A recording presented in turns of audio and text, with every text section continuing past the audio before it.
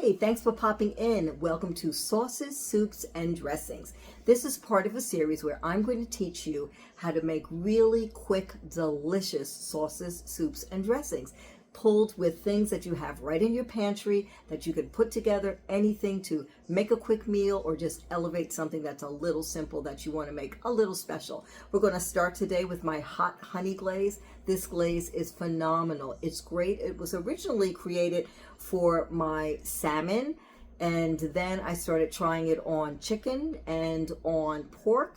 It's phenomenal, and this is really, really easy. So let's jump right into it so you can see how easy this great glaze is so that you too can make it and have it right on your shelf. Let's go over the simple things that we need, simple ingredients to pull this off.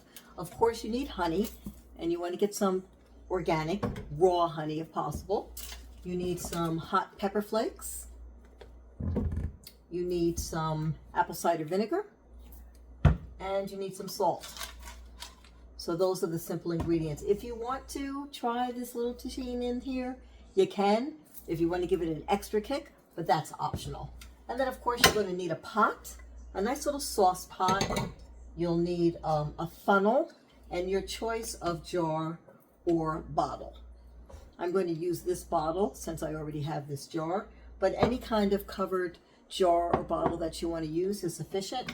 You need a whisk and your measuring cups, and that's it. Okay, so I'm Cecily from Cecily on Point, and this series has been developed to just help you learn how to do the simplest things using your pantry pulls, that things that you already have in your house so that you can really create great meals for yourself or if you're having company. So if you like this video, be sure to subscribe, like, and come back again soon so that you can see the rest of the series of all the great things that I'm going to teach you. So let's get started by adding about a half a cup of honey into our measuring cup or measuring spoon. And I'm putting just a little bit more, so it's more like about 3/4 of a cup of honey. And I'm pouring that into my pot. And I'm just going to get my spatula to move as much of it out as possible. So I have all that great honey in there. Okay, crushed red pepper flakes, and I've got a half a teaspoon here. You can use a little bit more, but you don't want to make it too overwhelming. So it's always better to go a little less. And I've got a little bit more than a half, and then I'm just sprinkling it over top of my honey, giving it one little shake of salt. For the first time, I'm going to put just a dash of this in it as well, just a dash, just to really give it an extra kick. So this will be my extra spicy hot honey, whereas the other one that I made previously will just be my regular hot honey, and I'll label it accordingly. Now let's move it to the stove, to the burner, and we want to just put it on a low flame.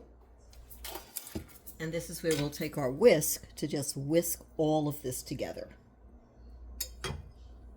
You can see how it's starting to get a little looser. That's what the heat is doing, so that we're really infusing our honey. We want this spiciness to cook into or to become part of the flavor of the honey. It's similar to the video that I have up on simple syrup, with the simple syrup where you're putting in the sugar and the water and you're liquefying it, and then afterwards you put your flavoring in. The difference is here with the honey is that we want to put the flavor in at the time of cooking it so that it really gets infused nicely into the honey. And you can see it's loosening up ever so slightly. It doesn't have that thick consistency. You want the honey to almost come to a boil, but not completely. As you can see, it's really, it's totally liquefied at this point. So this is now where you want to give it a quick little taste to see whether or not you need to add more spice or if it's sufficient. So you just want to give it, that's good. Just spicy enough. Quite yummy.